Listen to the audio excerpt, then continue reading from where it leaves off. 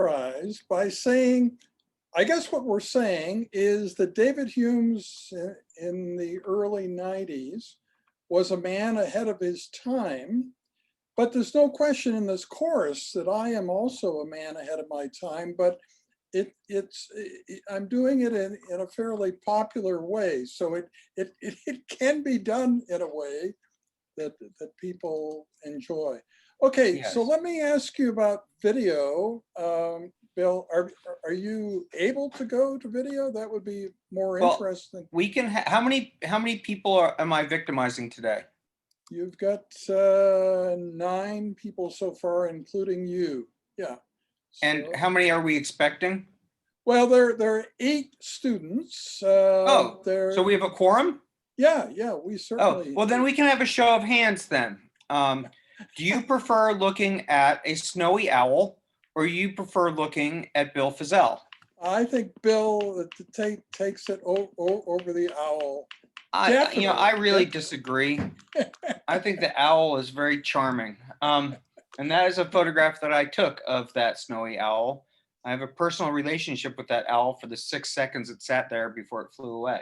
Yeah, all right, good. Are you going to embarrass yourself by trying to introduce me, or should we just rip and read? No. Well, what I thought I would do is just repeat again what you and I were just talking about, because it is one of the most memorable moments in my life. So in 1988, there was a major earthquake in Yerevan, Armenia, and as luck would have it, in the few days after that, I was at a medical meeting planning a new organization, some sort of, acute renal failure organization.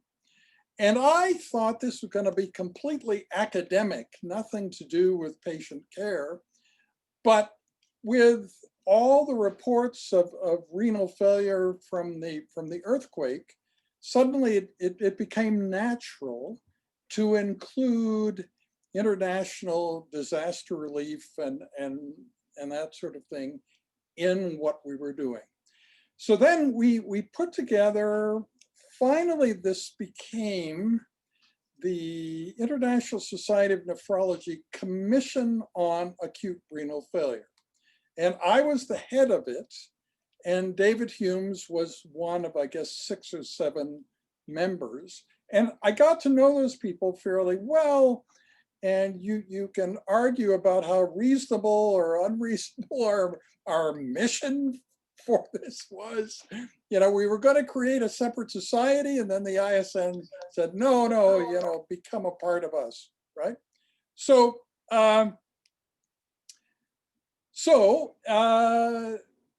we created this commission in '89, and sometime in the early 1990s is when this ASN meeting was, where I was really excited about this presentation on the bioartificial kidney as one of the plenary session talks, with thousands and thousands of people there. So I went to the room, and before the talk began, people started streaming out of the doors.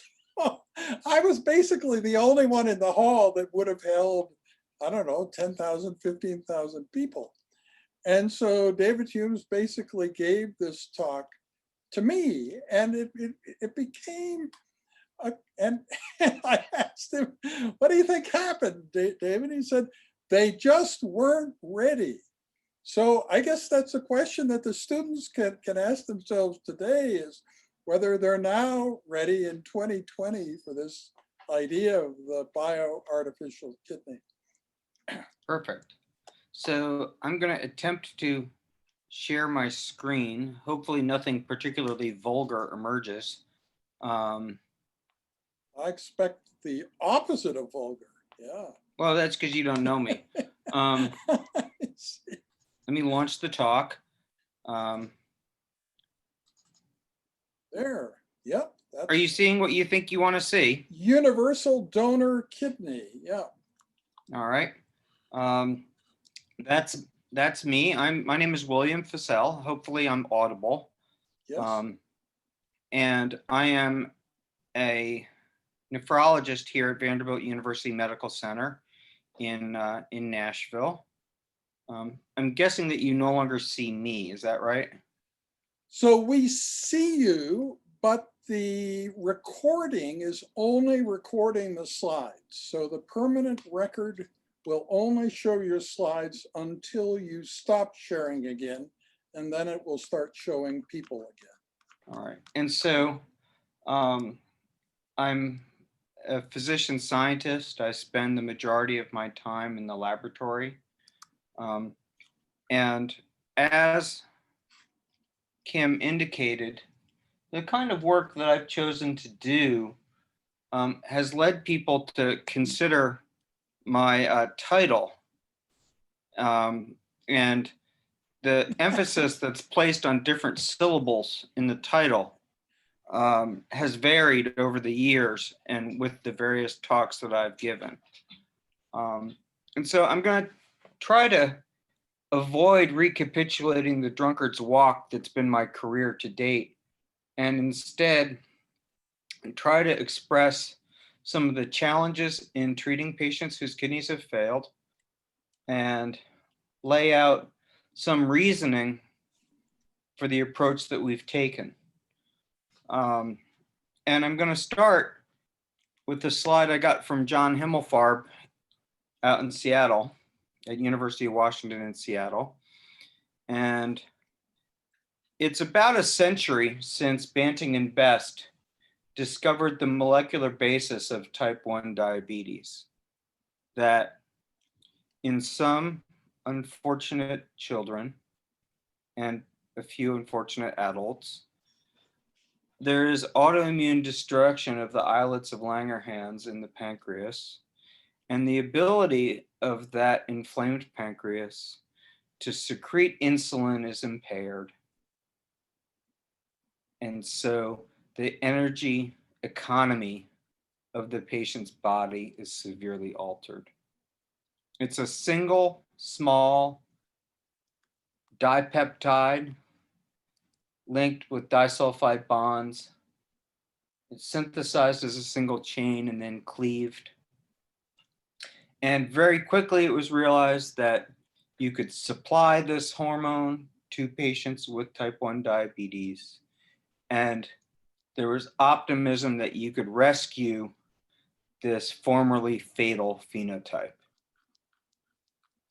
And so a century later, I would argue that this disease that arises from a deficiency really of a single polypeptide is not a solved problem. We see diabetic heart disease, we see diabetic neuropathy, we see diabetic kidney disease, we see patients with overwhelming infections in the context of diabetes. Is there a parrot watching me? It's a lovebird. Yeah, he's a very popular member of the course here. Perhaps as long as the owl doesn't alarm him, we're fine. I certainly approved of feathered companions. And so if indeed we have a very complicated and still lethal phenotype from an illness caused by deficiency of a single peptide, what then do we make of uremia? This is a very crude chart that's probably now a half a century old of the consequences of renal failure. I think there's probably another 2 pages of chart now. You know, such modern ideas as FGF23, for example, are not part of this chart. And so I would argue that we shouldn't be shocked that patients whose kidneys have failed are ill. And that's the challenge that we're trying to address in my laboratory, is mitigating the suffering that arises when a vital organ has failed and our remedy for that to date has been disappointing.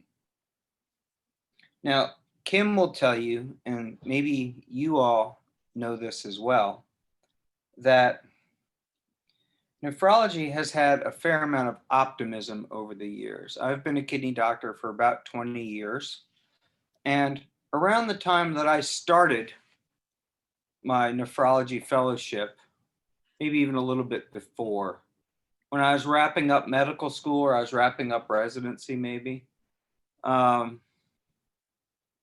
we were starting to learn the molecular basis for some classic diseases in nephrology.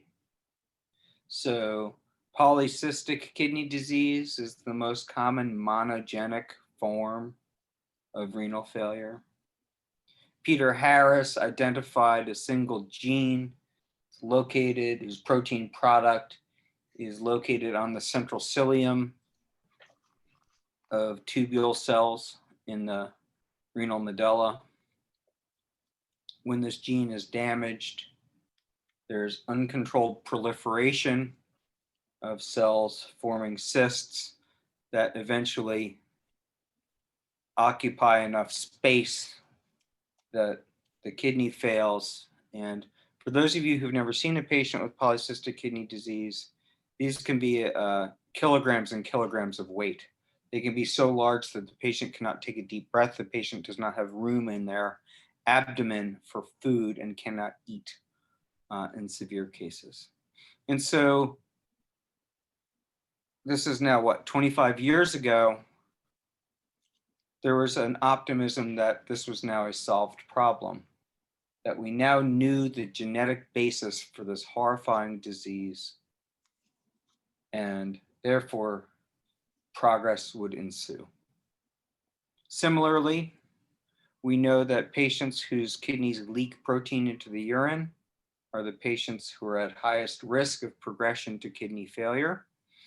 And right around the time I started my nephrology fellowship, Carl Tryggvason identified a key gene whose protein product is the main constituent of the molecular sieve that retains plasma proteins in blood and lets small molecules escape into the urine.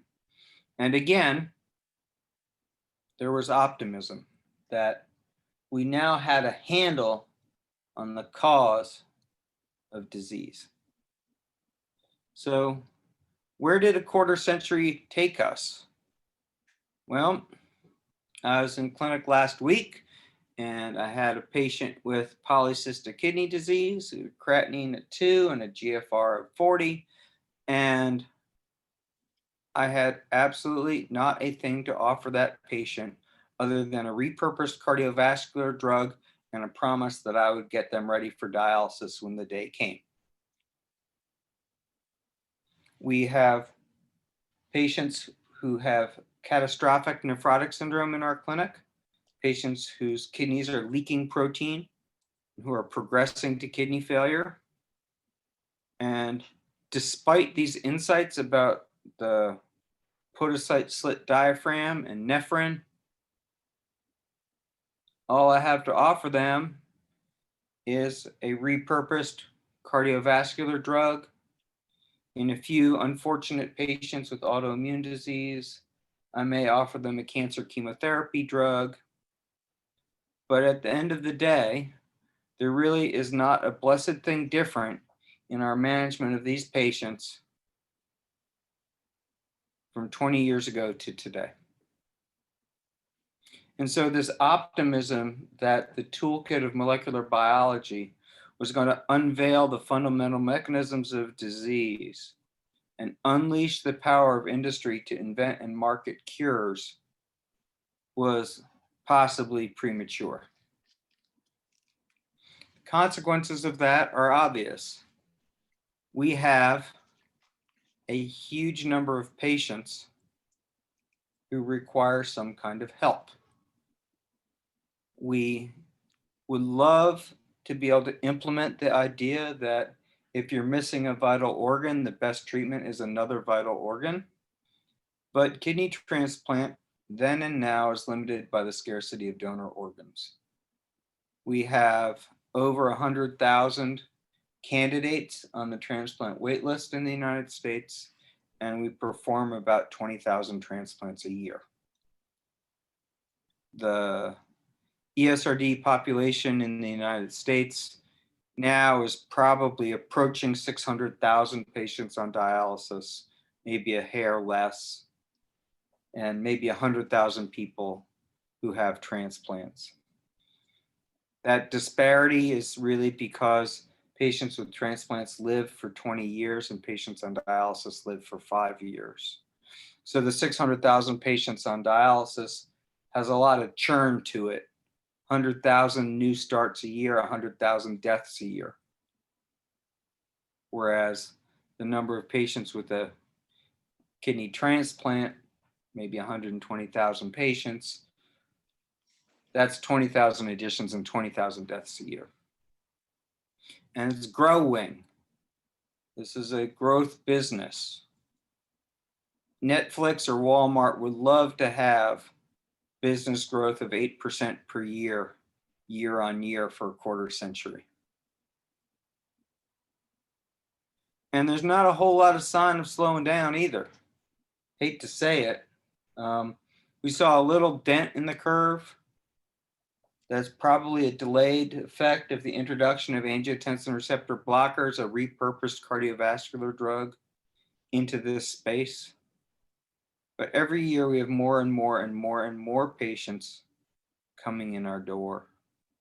And since transplant is limited by scarcity, patients are offered the opportunity to die or the opportunity to undergo a repeated procedure to try to remove waste products and excess fluid so that they don't die as a consequence of the failure of their vital organ, kidney. So what is dialysis? Hemodialysis is the predominant form of dialysis done in the United States. It's kind of the default. Canada, it may be a little bit different. There may be a little bit more peritoneal dialysis, and the style in which it's done may differ. But fundamentally, blood gets pumped from the patient's body to a filter that's about the size of 2 beer cans stacked on end. It passes through this filter.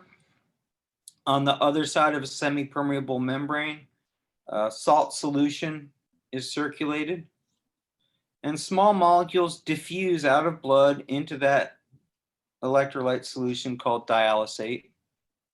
Some molecules like base equivalents, acetate, bicarbonate, lactate, what have you, diffuse from the dialysate into the patient's blood to buffer dietary acid loads.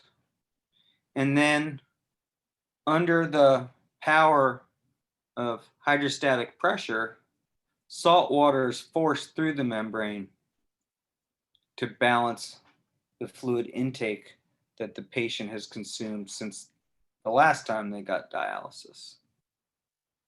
In the US, this is typically done 3 times a week for a series of hours at a time. And it's that intermittent nature of dialysis that causes no shortage of heartache. So if we're removing wastes, and choose the waste of your choice, creatinine, urea, this, that, something else. If it's dependent on dialysis, then it's dependent on diffusion. And diffusion is the thermodynamic movement of molecules down a concentration gradient. You've got to remove 2 days of dietary intake, a couple hours, because, hey, we got to get you out of here, get the next guy in. And so you're kind of stuck in the middle. In order to excrete that massive waste, you need a big concentration gradient between blood and dialysate. So you need a high concentration of wastes in your blood to drive the removal. But high concentrations of waste make you sick. So intoxication with waste products is intrinsic to how we perform dialysis today. We mitigate much of that by starving the patient, by telling the patient, don't eat too much potassium, don't eat too much phosphorus, stay away from salt. But at the end of the day, the patient starts out their career on dialysis walking along a wide, elevated pathway that subsequently narrows to a balance beam and then finally to a tightrope, with one side starvation and the other side intoxication. And then the tightrope narrows down to nothing and the patient dies. How about fluid volume? All you Edmontonians, hard drinkers up there? Popping the bottle back? No, not very much. Well, if you have renal failure and you're dependent on dialysis, you're supposed to be a fairly frugal with your fluid intake. Because if we're only doing dialysis 3 times a week, we've got to get rid of a couple days worth of trouble in one go. See, there you go, tipping the bottle back. Exactly. You gonna show us the brand? What is that? That 80 proof water? Swell. Excellent. So if you just do a little math, Dr. Solis has left to get a refill at the bar. Suppose you're a dutiful patient and you only drink 1.5 liters a day, which if you're a diabetic and you're hyperosmolar and it's driving your thirst center, and thirst is very difficult to ignore, is probably a heroic demand on the patient. But suppose you're a good patient and you only drink 1.5 liters a day. Well, that's 7 days a week. That's 10.5 liters a week. We're going to divide that up and pull it off in 3 sessions. That's 3.5 liters per session. Your circulating blood volume is only 6 liters, and 1/3 of that is red blood cells. So we need to slurp out 3.5 liters of water out of 4 liters of plasma water in a couple hours. How do you think that's going to go?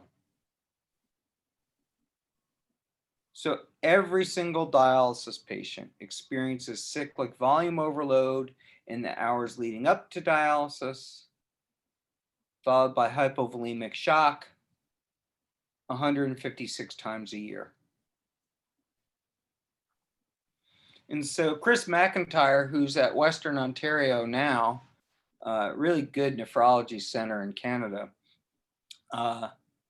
really documented that this process where the fluid overload drives cardiac hypertrophy, the pathognomic cardiac lesion of dialysis.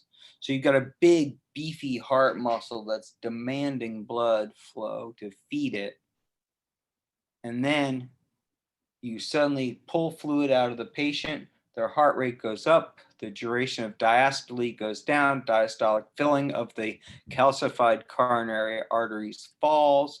You get regional wall motion abnormalities just like an MI. And you do that 156 times a year.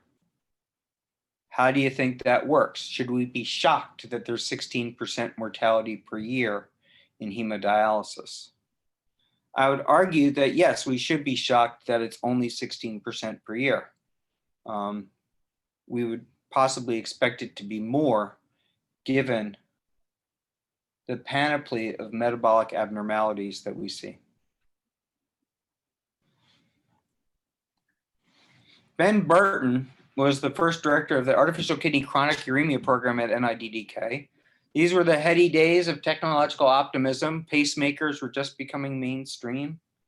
Dialysis was starting to become a standard of care rather than a heroic procedure that required the meeting of ethics committees to decide if this patient was a valuable enough Homo sapiens sapiens to deserve the scarce resource of a dialysis machine. I am sufficiently old enough that I've sat on one of those ethics committees, as it were. It was pro forma. We would discuss the patient and rubber stamp it, but it was still a vestige of an earlier era. Ben Burton, 1976, Kim. Yep. We're worried that dialysis is going to get institutionalized, and satisfied with what we'd wrought in this field, we'll pile small improvements on top of other minor advances in dialysis technology, and ultimately the technology of ESRD therapy will become entrapped in its own net for failure to break out in new directions. Kim, who gave me this quote? I don't know. Three guesses. The first two don't count. Bob Schreier. I don't know. David Humes. David Humes. Okay. And he got it from Mike Lysak. Okay. So the back when God was a kid, ambulances had square wheels, and we used Flint IVs, and I was an emergency medical technician in Boston before I went to medical school. While I was a college dropout, I would take patients from their homes to the kidney center on Com Ave, and that was 1987. The only difference between the dialysis unit of 1987 and the dialysis unit of 2020 is what? Any ideas?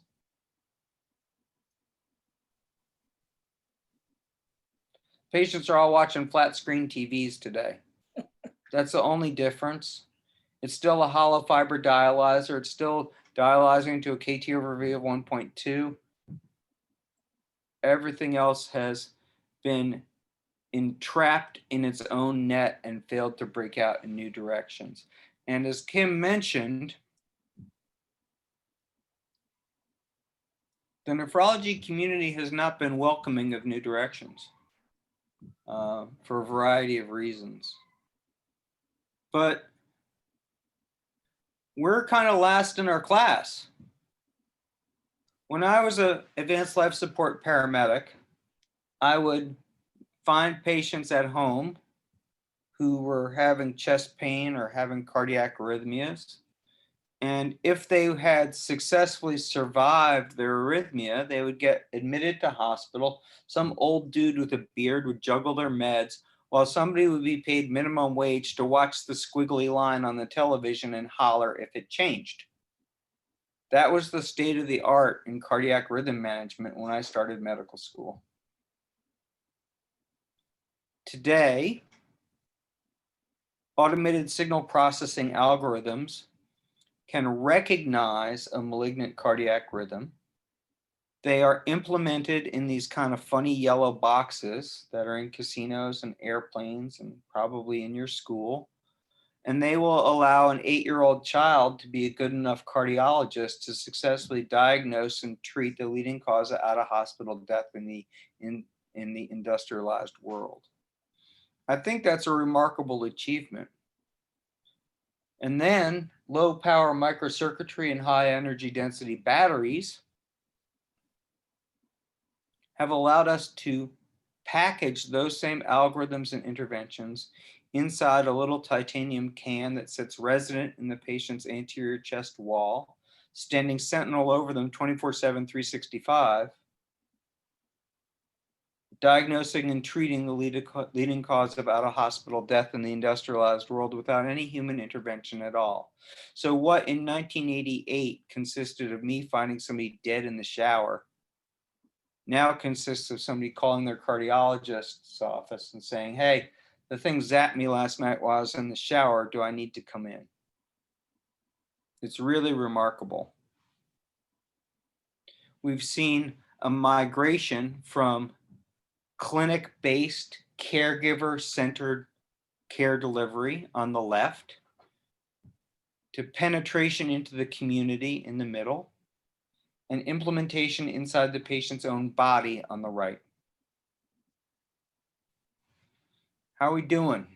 Dialysis land. On the left, you've got Colf's first Colf Brigham artificial kidney, Archimedean screw of sausage casings moved blood along the blood conduit, splooshing in and out of this bucket, this wash basin of electrolyte solution. Anyone know what the problem was? What the technological barrier that Kolff had to overcome was? Anyone know? Kim, do you know? It was the swivel fitting for the blood, because that thing is spinning. Yeah. And the blood has to get from something that's spinning to something that's not, because patients don't like spinning. We've had community-based dialysis in the home ever since printed walnut pattern Formica was trendy. 0.5% of the US dialysis population chooses home hemodialysis as their preferred therapy. It's not hard to understand that. It takes a certain amount of intestinal fortitude to jam needles in your arm and duct tape them down and hope that nothing bad happens.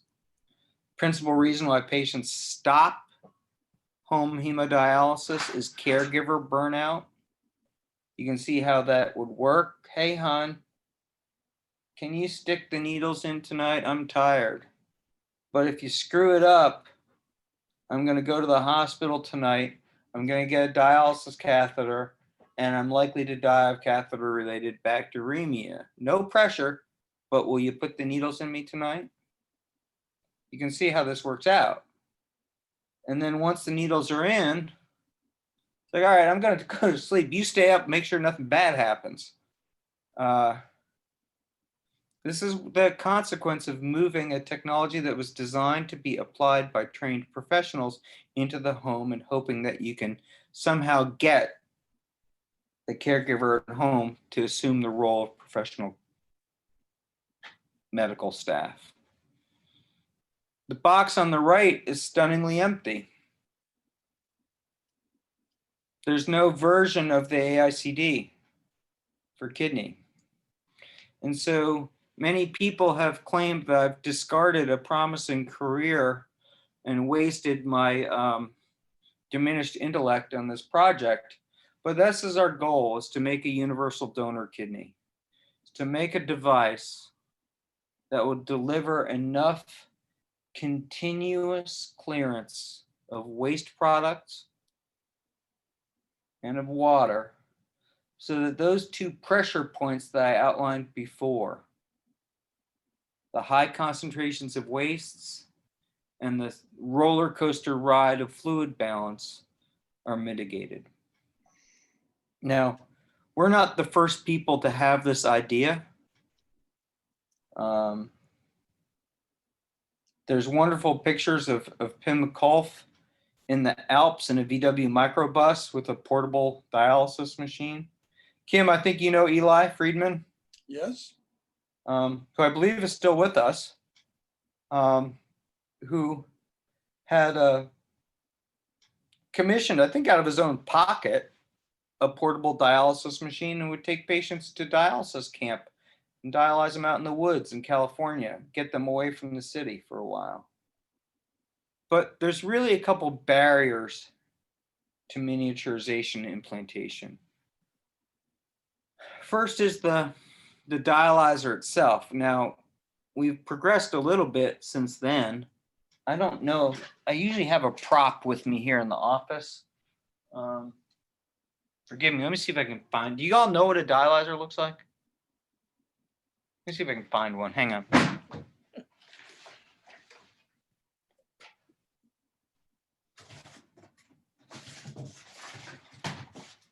I should have one somewhere.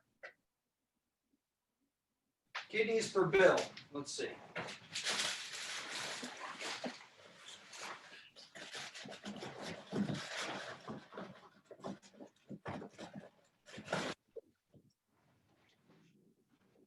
What psychologists tell us is moments like these where the audience is waiting for something is much more memorable than a presentation without such moments. So this is an old school dialyzer. It's a F40 by Fresenius. It's smaller than the ones we use today. The ones we use today are kind of more thermos sized. This is actually a relic of David Hume's RAD trials. You can see it says sham RAD, not for human use on it. But this little hollow fiber dialyzer, number one, it's hard to imagine what body cavity is it going to fit in and what orifice is it going to pass through to get there. Where are we getting the 300 millimeters of hydrostatic pressure that's necessary to force blood, this colloid that's viscous, through the bundle of little 100 micron hollow fibers that makes up this dialyzer? I don't have 300 millimeters of mercury pressure handy within me anywhere to do that pushing unless I sneeze. So that's one problem, is the dialyzer. Second problem is the dialysate. So every dialysis unit has a water room. Every dialysis treatment burns through 200 and some liters of ultra pure water. I can't carry that around with me. That's a barrier to miniaturization. So starting almost 20 years ago, while other people were getting all excited about their Western blots of various proteins related to renal disease, we considered renal physiology. And we asked ourselves, well, do we need to follow the plan of dialysis? How do kidneys work inside? Well, your paired kidneys get in aggregate about 1.5 liters a minute of blood flow. 1,700 liters a day flows through your kidneys. 10% of that, 8% of that plasma water passes through the kidneys filter. 140 liters a day, maybe. And that is a very dilute solution of all the different stuff in your blood: sugar, amino acids, waste products, creatinine, all kinds of little odds and ends. And then that filtrate passes over a lawn of tubule cells, each one of which individually has a repertoire of apical membrane transporters that pull back all the stuff you need. One SGLT2 pulls back the sugar, NHE3 pulls back the salt and kicks out protons. The mates, oats, OCATs pull back amino acids. And at the end of that bioreactor of epithelial cells, of which there's 1 million in each million little bioreactors in each one of your kidneys, that 140 liters a day has been concentrated down to the 1.5 to 2 liters a day that you pee in the toilet bowl. So we went from 1,700 liters a day of blood flow to 1.7 liters a day of yellow juice that you pee out. And you concentrated the wastes from the 140 liters that you filtered to the 1.7 liters that you pee out, that you can just replace with oral intake. That's the key reason for the concentration. Fish don't have to do that. Right, Kim? Yep. Fish have pretty stupid tubules because it's not hard for a fish to drink as much as needed to replace renal excretion of toxins. So we asked ourselves, well, look at, okay, this is a pretty simplistic view of the world, but can we do this? Can we copy this approach to renal engineering? And so the cells that make up the kidney's filters are damaged in almost all the renal disease that results in renal failure. 95% of it. Is that fair, Kim? Yes. And we don't know how to grow them in a dish in a way that they assume the same shape and structure and function in a dish as they do inside a human body. I can't grow a filter today. But maybe, just maybe, we can build a filter that we don't know how to grow.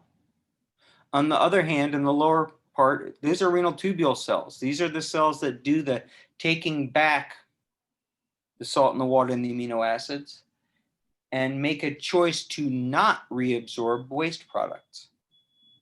And in fact, I torment the renal fellows and the residents sometimes by asking them, what's the molecule that makes you sick in renal failure?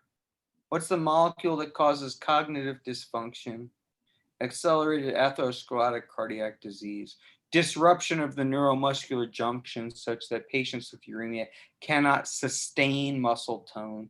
What is the molecule that makes their pulmonary vasculature leaky and gives them uremic lung of pulmonary edema? Does anyone know what that molecule is? Take a stab, take a guess. Middle molecules. Well, I would argue that Dr. Soles knows, but he knows not up in his cerebral cortex, he knows down in his renal cortex, because those kidney cells discriminate between what's healthy and what's not. But we don't know, as a species, the molecular identities of the molecules that cause the clinical syndrome of uremia.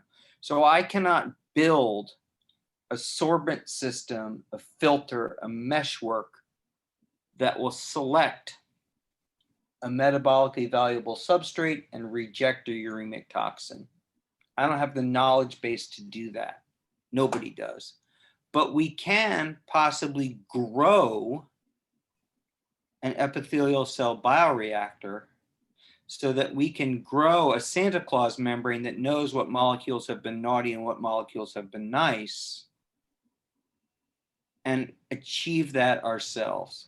And there's a second win, by the way. This little kind of Bill Fissell renal physiology, all this transport here is happening by means of chemical energy of ATP. It's not happening with wires and electrical induction motors and tubing. It's not happening with batteries. It's happening with biology. So the second advantage to using cells is that it liberates us from needing a conventional electrical power supply with batteries and wires and drive lines. So now you know what the rest of the talk's going to be, right? We're going to talk about the filter, and then we're going to talk about the bioreactor. Okay, so on the left, this is a hollow fiber dialyzer. This is about 100 microns in diameter. It's made from polymers. It's produced using a polymer demixing process where two polymers that are semi-miscible are spun into a hollow fiber, and then one congeals, solidifies, changes phase, and becomes immiscible with the other. And the other creates the voids that create the pores in the filter. Typically, this is a change in temperature, a change in pH, a change in salinity. Something like that drives the condensation of the one polymer and the demixing from the other polymer. You can see these pores are kind of round. They're irregular shaped. They're irregular sized. They look like a kitchen sponge. On the right, on the upper right, this thing that looks like an octopus gone mad, or in honor of, do y'all Canadians have Halloween? Yep. Okay. This thing kind of looks like a spider. It's getting over Halloween night. That's a renal podocyte. And the filter is this little slot. I don't know, can you see my mouse on the screen? Yes. Okay. This little slot shape here is the filtration unit that separates the blood inside this capillary from the filter, from the filtrate. It's like the cells wrap around the capillary like this, and the filtration happens in these little slits in between adjacent cell processes.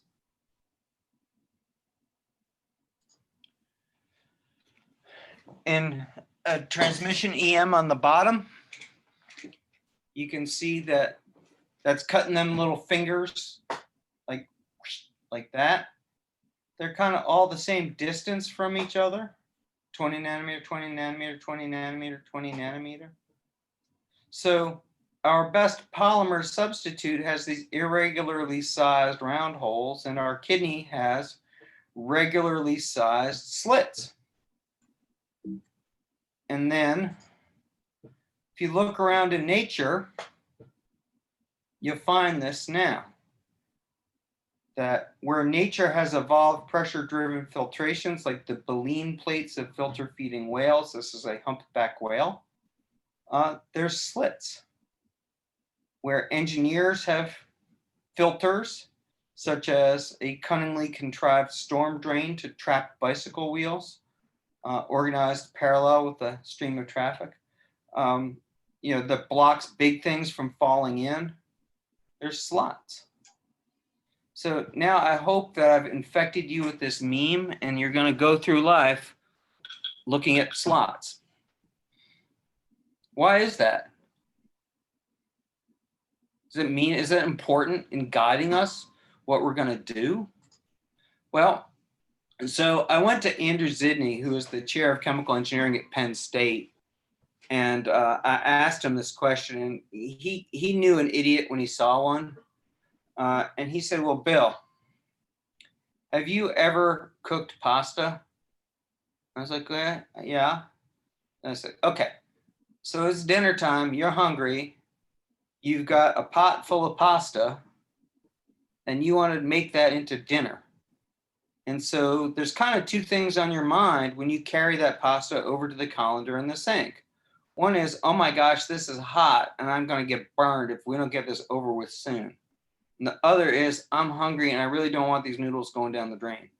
And every single filtration process is a trade-off between permeability, getting the noodles in the strainer before your hands burn, and selectivity, not letting the noodles go down the drain. And I don't care if you're making cheese or if you're making RO water, it's all the same. And so Zidney compared the performance of membranes of slit pores in the solid line to membranes of round pores in the dashed line from first principles analysis, purely math, and compared membranes where pores were all the same size to membranes where the pores had a dispersion of pore sizes. And lo and behold, for any selectivity, the slot-shaped pores that were uniform in size had the best permeability. And for any permeability, it was the slot-shaped pores where the membrane's pores were all the same size that had the best selectivity. So maybe nature evolved slot-shaped pores in the baleen plates of filter-feeding whales and the beaks of filter-feeding birds like flamingos for a reason, because it optimizes this trade-off between permeability and selectivity that's intrinsic to all separations processes. So all we did, the only innovation that I made, was to change the technology we use to make membranes from the solvent demixing process of the polymer spinning plant to silicon nanotechnology like we use for your phone. Okay, somebody whose video is showing has a phone in front of them. Hold up a phone, one of y'all. One of you's gonna hold up the lovebird, the other one's gonna hold up a phone. You got a phone there? Nobody's got a phone that they can wave around at all? Joel has one. And wow. Kaylin. I mean, down here in the States, you give a lecture, everybody, you just see the tops of heads because everybody's looking at their phones. Here, I get to see faces for once. Your phone has a little mechanical device in it inside an integrated circuit chip that's an accelerometer that can sense gravity. That's how your phone knows which way is up. The silicon micromachining toolkit allows you to make extraordinarily precise mechanical devices at very low unit cost, using the same toolkit that the microelectronics industry evolved for integrated circuits.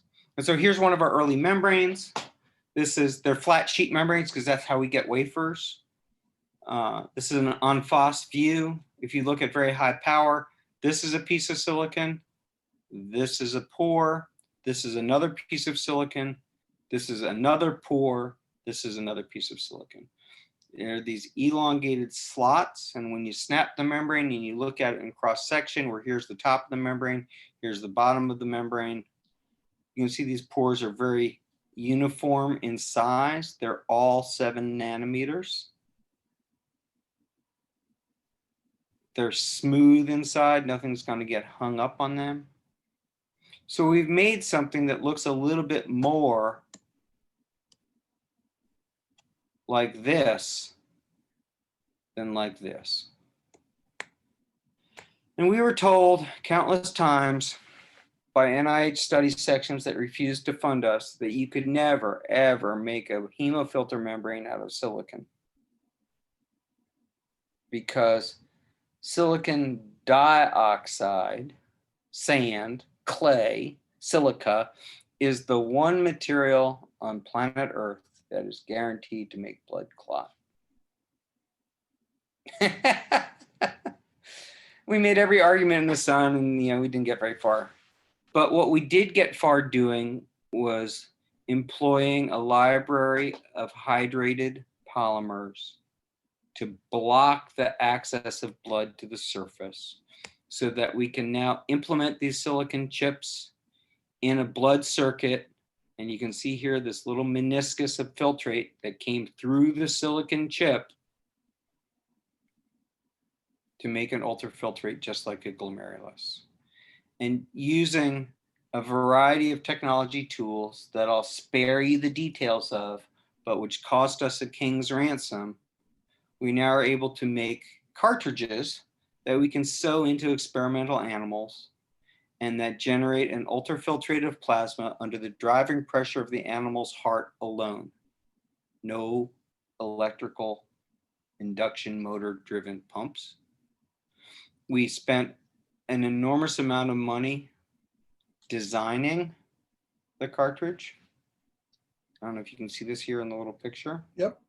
The blood conduit, so the blood does not clot. These animals are not receiving systemic anticoagulation, and they will filter for weeks on end, just wandering around in the animal facility. No drugs, no warfarin, no heparin, no clot. So we've moved things from the concept I had in 1999 that shifting the toolkit we used to make membranes could be fundamentally enabling for an implanted device that could operate autonomously within the human body without any pumps or wires or hoses or connectors. And we've done that against a background of opposition, of people saying that we can't. For 1,000 reasons, we can't. And yet, we have. So let's move to the second part of this project, the bioreactor part of this project. This part here. We made one of these out of silicon chips. You can imagine when I was interviewing for nephrology fellowships, it's like, yes, I want to make an artificial kidney out of silicon chips. They looked at me with the same kind of amused indulgence that you might accommodate a homeless person in a tinfoil hat defending his gum wrappers on the subway. I mean, these people had no idea what to do with me. If I had told them that my career goal was to become an anteater, they would have been less surprised, I assure you. So let's think about this part, okay? So on the left, this is a renal tubule epithelial cell. This is from Heptonstall's pathology. For all I know, Dr. Soles took this picture himself. If you did, sorry, I'll send you the nickel royalties. It's a really glorious cell. It has this luxurious kelp bed of cilia extending from its apical surface, multiplying the surface area of the top of the cell several thousand-fold. It's packed with mitochondria, these dark blobs, the power plants of the cell generating the ATP. that basolateral sodium potassium ATPase requires to eject sodium out the bottom side of the cell. You can't see it here in great detail. Maybe you can see a little hint of this. I don't know, does it project that there's a little line right here? Yep. Another little line, another little line. There's a brush border on the bottom of the cell too, extending into the cell. Invaginations, such that the basolateral membrane is positioned exactly next to all of these mitochondria, so that the sodium potassium ATPase is positioned right next to the power plant that makes the ATP. Now, you take the cell out of the person and you throw it in a dish, and it magically becomes this. Not very much of a brush border. If this was on a podocyte, Kim would tell you that this is microvillus transformation in response to stress. He would not be arguing to you that this is a brush border, I don't think. The irony of me, of all people, presenting to a world-renowned renal pathologist on pathology is stunning. It's okay. Um, We're not uncomfortable if you're not. Well, then I failed. My job is to make you uncomfortable, right? Isn't that the job of the isn't that the job of the press? To make the secure uncomfortable and to reassure the insecure and to comfort the insecure. From today onward, we don't know exactly what the press is supposed to do. Yeah. Everything changes today. So there's some vacuoles here. I don't know, Kim, what would you call those? Lysosomes, something? There's stuff in here that you see a few organized ones up here, but this looks messy. I'll give you $1 if you can point to a mitochondrion in here. Maybe here, I don't know. They're kind of flat. I mean, if you were going, what's the supermarket in Edmonton? Safeway. Right, you're going to Safeway to buy a kidney cell. Which one would you choose? One on the left. Yeah, shocker, right? But the moment you put the cell in the dish, you get this. And I don't think Dr. Soles related this to you, but I'm a recovering physicist. I'm on like step 2 of the 12-step program for physics. And I am not a biologist. And when I ask people who are biologists about this, I get this song and dance about developmental biology and all these acronyms that I don't understand, and SOX and homeobox this and that and the other thing. And I just said, this is just too much. My brain does not work this way. I am a linear thinker. I get from A to B to C. I can't think about pathways where one gene product has 26 binding partners, that each of them have 14 binding partners that all feed back to the first one. It's just, my brain doesn't work that way. But what I can do is write down on a piece of paper the difference between me and a hunk of plastic. My wife is surprised that there's differences, but there are. If you look at a healthy kidney, it's kind of floppy, right? Anyone hold a kidney in their hand ever? Why did you have a kidney in your hand? Were you feeding it to your lovebird? Were you chopping it up to make steak and kidney pie? No, it was in a biology class. Okay. So it's pretty floppy, right? It's not as floppy as breast tissue or muscle tissue because it's in a capsule. So it's a little stiffer, but it's nowhere near the megapascal stiffness of a plastic dish. It's got fluid flowing over it all the time, but we just put the dish in the incubator and let it sit there. Inside me, there's insulin at about 70 picomoles. I hope it's not too much higher. Glucose is probably 80 milligrams per deciliter. But because I can't pay Rachel Evans enough money to have her sitting here changing media every 2 seconds, we overload the media to guard against exhaustion. There's 1,000,000 times as much insulin in the media as there is in me. There's 3-4 times as much glucose in the media as there is in me. And if the leading cause of renal failure is diabetes and we're overloading these cells with glucose and insulin, should we be surprised that they're unhappy? You all are familiar with the Warburg hypothesis, the idea that cancer cells rely on glycolysis and not oxidative phosphorylation so that they can divert carbon backbones to the synthesis of new DNA and the synthesis of new cell. Well, cells in the dish tend to be glycolytic. They don't tend to use oxidative phosphorylation. This is why there's not a ton of mitochondria here, because they're not interested in mitochondria right now. So all I did, my linear thinker self, was I just made this list. And I said, let's see, do any of these matter? And lo and behold, the Cialis ad was correct. Substrate stiffness, rigidity, had an overwhelming impact on the morphologic phenotype of these cells. When you grew these cells on a stiff-ish substrate, you saw this lacy network of intercellular junctions enclosing nuclei, this sort of tessellated pattern. And this is what we all grew up thinking this was good cell culture, right? We could see it. You can see each one. Each one's got its ZO1. It's like it's doing good. But there's nothing in me that looks like that. Not a chance. But if you grow these cells on substrates, this is polyacrylamide. This is nothing sexy. On substrates that have a Young's modulus, a bulk modulus that approximates healthy kidney tissue, you get spheres, you get cysts. You even get little tubule-looking things.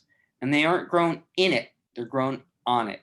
This is not so-called 3D culture, whatever that is. We repeated it on Matrigel that we'd stiffened with glutaraldehyde, a crosslinker, and native Matrigel. Native Matrigel is about 0.5 kilopascal, and the stiffened Matrigel is somewhere around 30. So it looks like it really is the stiffness, not just the chemical nature of the substrate. So we were pretty happy that we had found a knob that we could turn that changed the reception. Now the question was, does this matter at all? I mean, contrast this to, most of the grants and the papers that you've seen where there's Western blot after Western blot after Western blot. This is, the NIH thought this was just like kids in the sandbox. And so we compared plastic to stiff to soft substrates. This column, and this column. And we grew them for a pretty standard period of time, 10 days post-confluence. And we saw nothing. This was a day of weeping for me because the very transporters that we need to move salt and water for the functional identity of these cells as tubule cells was doing nothing. And if there's one thing in the world, Kim, you can ask Jim Burdick this. There's one thing in the world that I'm good at, it's sitting on my ass and doing nothing. And so I just ignored the world for a while. And then Rachel Evans, the cell culture tech who works for me, said to me, Bill, are we ever going to do anything with those cells? They're still in the incubator. I was like, what cells? What are you talking about? She says, the renal tubule cells that we seeded on the soft and stiff substrates a month ago. I was like, well, it ain't gonna be anything, but go ahead and get the lysates and we'll see. And lo and behold, if you just sat on your butt and did nothing and gave them some time, the cells on the soft substrate started expressing the transporters that are essential to the identity of the cell, whereas the cells on the stiff substrate out at 4 weeks did not. This is serendipity only. This is the value of benign neglect. And so then we went on, we looked at, again, the mRNA expression, we examined it by Western blot, we examined it by indirect immunofluorescence, and everywhere we looked, there was more NHE3. Pretty cool. Just don't hurry. Let the cells grow a little bit. This is counter to everything that you're ever taught, right? Your investigators teaching you, get this done, get her done, get the paper out. You can't culture, they've been in culture for 10 days, go, go, go, get your blots. No, just sit on your hands a little bit. Let's just see what happens. So then the next question was, does this affect their function at all? Does this matter? I mean, yeah, okay, we got pretty pictures, we got plots. And sure enough, the apical basal transport by these cells, the controls. Hey, where's my slides? Where'd it go? Take a step back for a second. I apologize, I jumped. These are grown on soft gels, but the gels aren't water permeable. So I can't measure transport growing on the gel. So in a series of steps that I'm blowing past because we're already at an hour and a minute and you guys are getting tired. We sought molecular pathways that are influenced by substrate stiffness, mechanotransductive pathways. We identified TGF-beta signaling as one of those pathways, and we treated cells with TGF-beta inhibitor. The legends are gone here. With metformin, remember I said that thing about glycolytic versus oxidative phosphorylation? We just figured we'll treat them with a diabetes drug. What the hell? There's no science behind it. Just throw it on there. Or both. And so lo and behold, when we interrupted the mechanotransductive pathway with the TGF-beta inhibitor, transport went up, the black bars. When we coerced the cells into energizing oxidative phosphorylation by driving AMP kinase phosphorylation up with metformin, transport went up. And when we did both, transport went up even more, from 14 to 140. We looked to see whether the oncotic gradient mattered, and it didn't really change things that much. And when we blocked sodium potassium ATPase, the active pump that's doing the transport with a drug called Wabane, transport dropped dramatically. So it's not just that we made a leaky membrane. We didn't just make a membrane with holes in it. We actually have active apical basal transport by these cells in a dish. So we were told again and again by study sections that we were destined to failure because cells in culture don't transport. This is not high science, right? Bill Fissell writing down the differences between Bill Fissell and a hunk of plastic is not, science and nature kind of publications. It's just getting it done engineering. So we really been doing one or two impossible things every year since this project started. We were told that we'd never get silicon in contact with blood because it would clot right away. We were told that if we made a gadget, it would never work because it would clot off right away. We were told we'd have to have lethal levels of anticoagulants to keep it going. We were told that cells break down after a couple weeks in culture. You'll never actually get anywhere. He said cells don't express their transporters when you grow them in a dish. So your project is doomed. Cells transporting fluid never happen.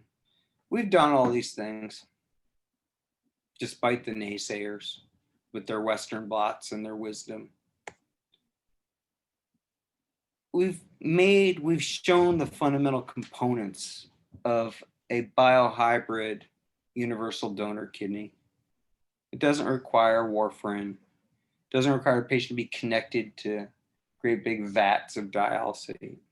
I didn't go into it, but it doesn't require anti-rejection medicines. It doesn't require catheters that pierce the skin and expose the patient to infection. We're getting there. So David Humes, who Kim Soles mentioned at the beginning of the talk, is a nephrologist at University of Michigan. He gave me a job when nobody else would give me the time of day. Really, I mean, I put my pack on my back and wandered the US looking for a nephrology fellowship, and I got laughed at everywhere. David probably chuckled to himself as well, but he gave me a job. Shuvo Roy and Aaron Fleischman are biomedical engineers then at the Cleveland Clinic, who put their shoulder to the wheel and started making chips long before I had my first dollar of support. Roger Marchant was a macromolecular chemist at Case. Andrew Zidney, I mentioned, is the chair of Chemie at Penn State. Terry Conlisk was a mechanical engineer at Ohio State who helped us with some of the flow through membrane stuff. You'll notice that we've got a Wolverine, a Nittany Lion, and a Buckeye all collaborating on the same project. That may not have significance in Canada, but that's sort of a very well-known football rivalry between those three. We've been fortunate to have received NIH funding over the last 20 years. It's humiliating that it's such a short list, to be honest with you. And we've been dependent on gifts from families that have been touched by renal disease and have been appalled at the limited range of options that are available to them. Once we got successful and were showing some of the concepts that we were told were impossible, the nature of our grant reviews changed. So recently I got a grant review back that said the concept and work proposed on this project was initiated more than a decade ago with steady, slow progress over the last 10 years. Kim, can you imagine any warmer words in a grant proposal? Yeah, pretty nice. Oh, but therefore it's not transformative. It's not a paradigm shift. They've been at it for a while. No money. Another reviewer on the same grant said the approach is logical and milestones are stated clearly. The proposed approaches are based on a solid foundation. Alternatives are proposed. It's likely the team will make progress and accomplish much of what they proposed. Kim, have you ever had a grant review that said such warm words? Yeah, but the last line is a killer. Yeah. Yes. And then when they are actually challenged to produce some objective reason why, they said, well, we didn't explain how we were going to test the artificial kidney in male and female pigs and investigate the role of sex as a biological variable. Right? And so right now I have no grant funding. My project is on fumes. I'm dependent on the charity of families that have been affected by kidney disease. My last 6 NIH grants to develop implantable artificial kidney have not been funded. I don't know what's going to happen. I'm not the first person to be in this boat. Pim Kolff invented, or let me rephrase that. Dialysis has been around since Tom Graham in the 19th century. It's been accomplished in mammals since, I guess what, John Jacob Abel in 1906, Kim? Yep. Getting catecholamines out of a dog. But Kolff was the first physician to apply hemodialysis to a human patient in renal failure in the Netherlands in 1944. And he went on to make many advances. Some of you have heard of the Jarvik 7 artificial heart, the mechanical heart that was tested in an American dentist named Barney Clark. It was designed by Kolff. When he died a couple years ago, I guess a decade ago now, he was working on oxygenators. Over his entire life, he was working on the value of engineering to ameliorate human suffering. And he said it's nearly impossible to obtain funding for something simple. Over the years, my laboratory has teetered along, always on the rim of bankruptcy, always having too many ideas and too little money to carry them out. And that's my talk. I hope you liked it. Kim, if there's people in Edmonton who've got money, please give them my address. Yeah. Well, you know, I wanted to tell you that in the last week, we have had a number of like successes in areas where you would say You can never change that. That will never change. You can never change that. Nobody's going to listen. So you're thinking of, well, what new areas I'm talking about? I was tasked with writing an obituary for one of the most well-met people, but not a thought leader. So I thought, boy, I wonder how this is going to go. But he's the most memorable person you would meet at meetings. So, you know, I have a very large number of pictures. And so I came up with 9 pictures of this guy in different settings. We composed the obituary, sent it to the best journal in transplantation. And the editor said, well, you know, we never use more than 1 picture per obituary. So we began thinking how we're going to choose the one. But he said, here, I'll let the editorial staff deal with you from here on out. Well, they were so impressed with the pictures that they decided to use 8 out of 9 of them. So we suddenly had this guy's obituary without precedent. Nobody had ever had an obituary in a very good medical journal with this many pictures. Anyway, just one thing. Then I had an article about the concept of the symmetrical timeline. So both of these things were in the last week.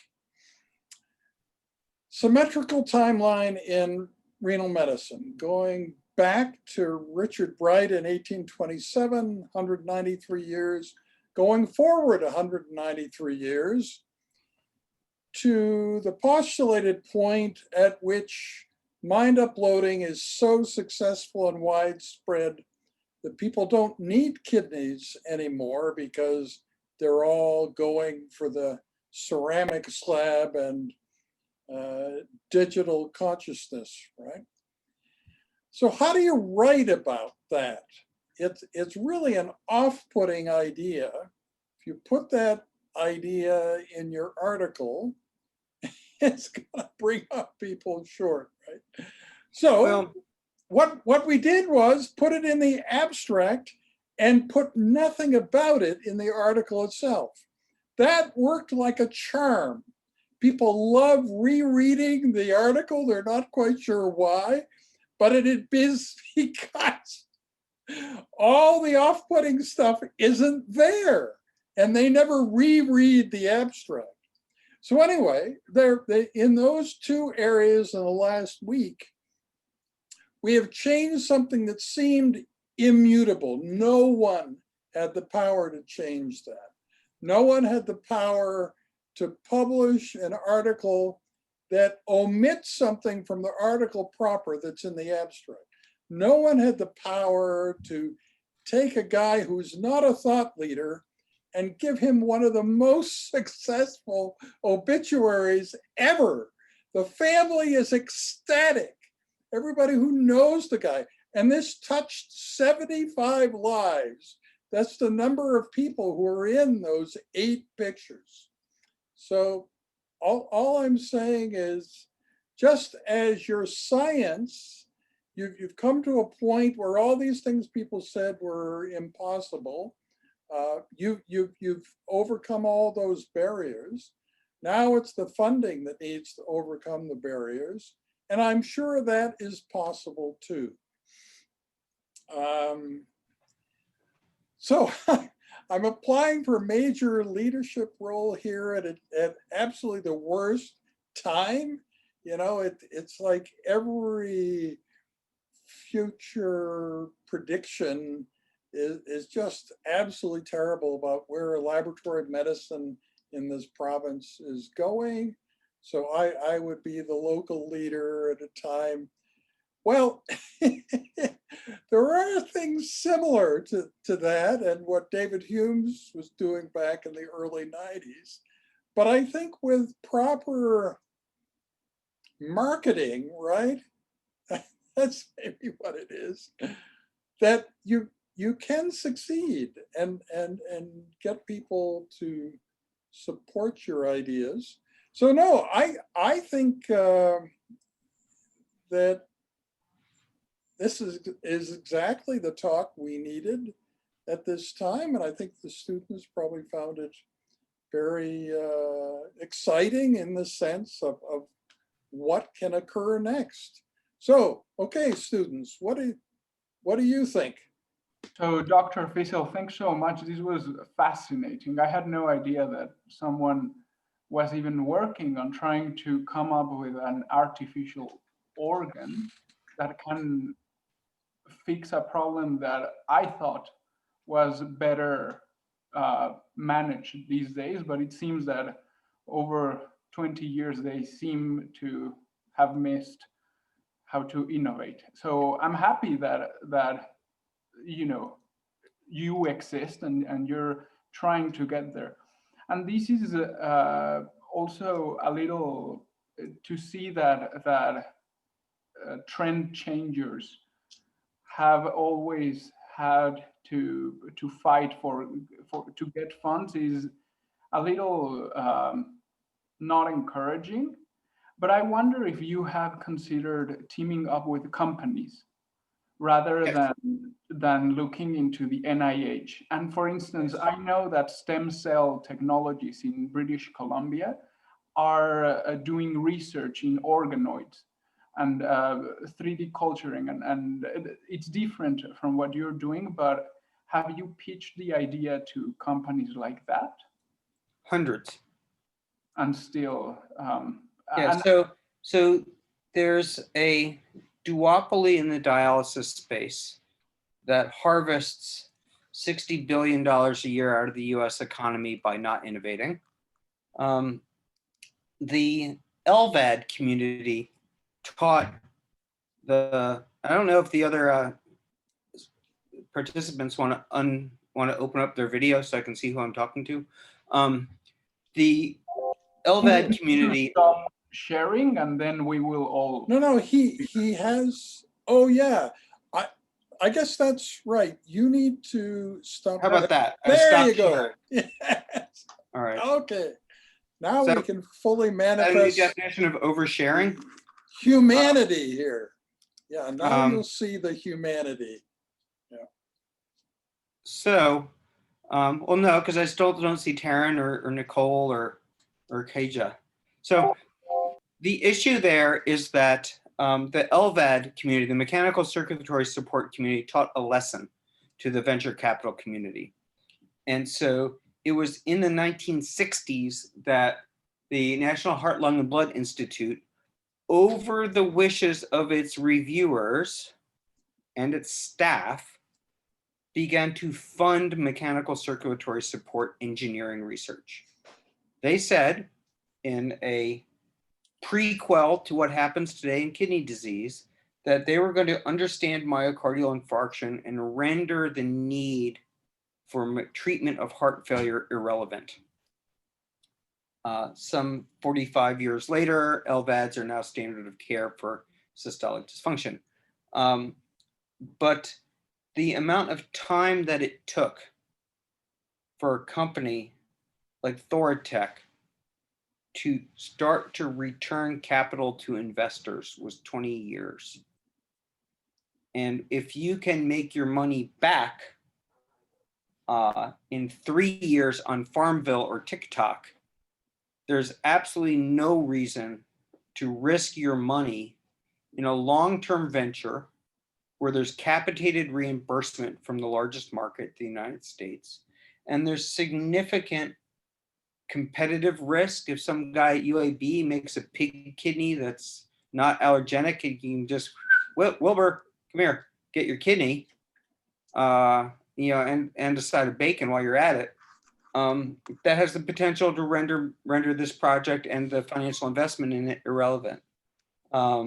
If in some dark future, the US government decides that it's not paying for dialysis anymore because $60 billion is a lot of money for really crummy outcomes, then there's reimbursement risk. So the final worry always is that investors change the governance as well. So I don't know if you know of a guy named Steve Ash.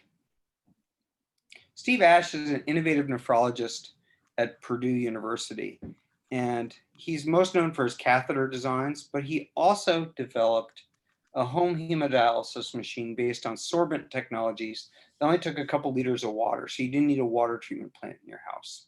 Very efficient, a lovely little machine. And he had a little company called Renal Solutions, or HemoCleanse, sorry. And the investors, he got it all the way through the FDA. It was approved for marketing in the United States as a treatment for renal failure. And the investors wanted to cash out. They sold the machine to Fresenius. Every single machine was, the company to Fresenius, every single machine was placed in a car crusher and has never been seen again. So we have learned that innocence is the first casualty of business, that we have been approached time and again by companies whose names you would recognize, dangling offers of money, fame, riches. I mean, these people have paid for me to fly all over the world to talk to them.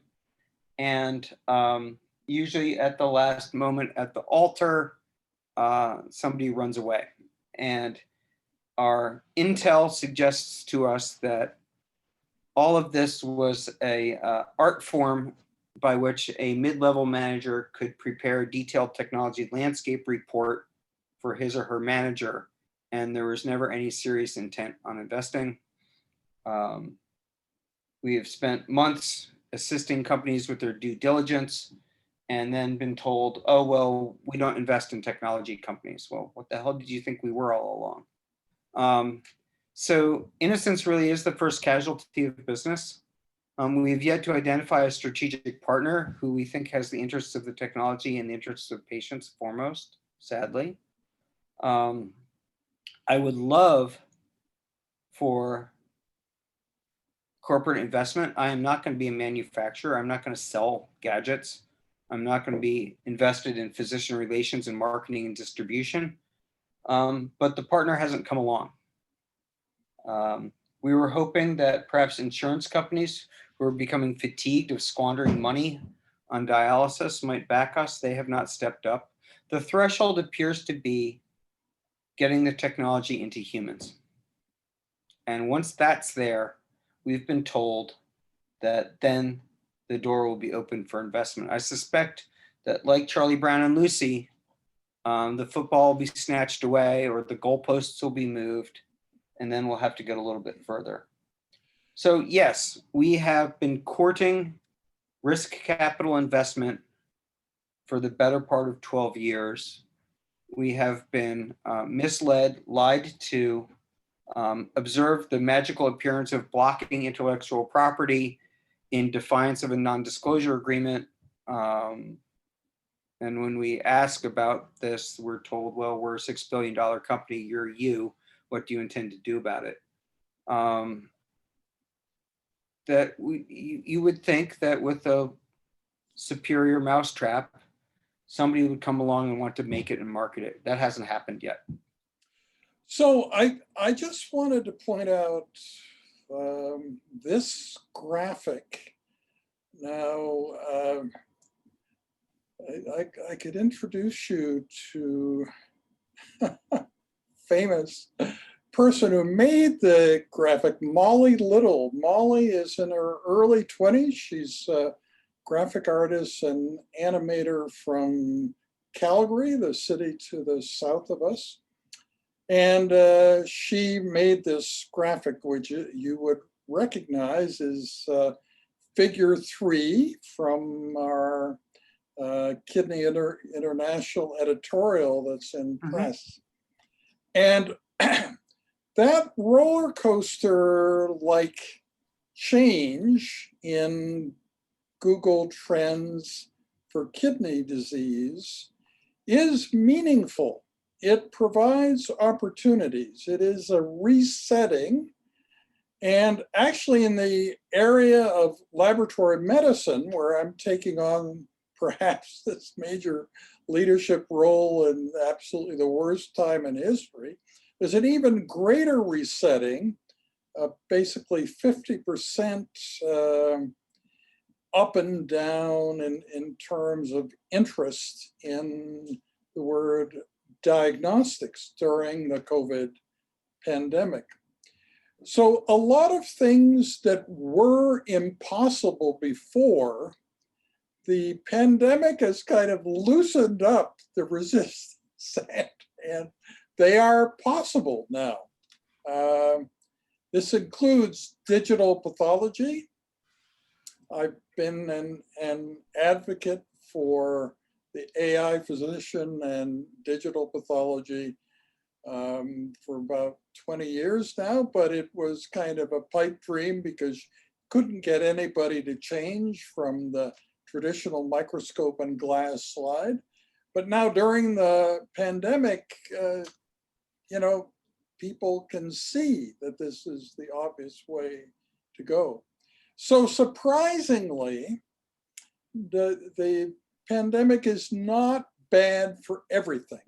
And it does shake up the world in a way that could get people interested in your project from a financial point of view and could move things quicker than you ever thought possible, where in a pre-pandemic world, maybe you were dead in the water in terms of funding.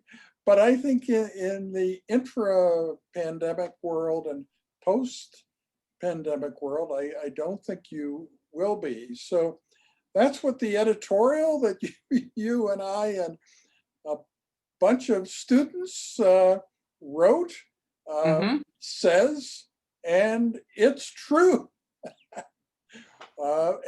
And you would realize one other thing. Think about the effect of industry on you and me. So I got a communication about how we were going to handle access to that editorial. It has, you will realize, a much more appealing name than any article you've ever been associated with, right?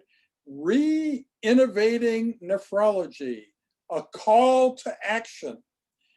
Now, why isn't this an article that would interest every single person in kidney medicine?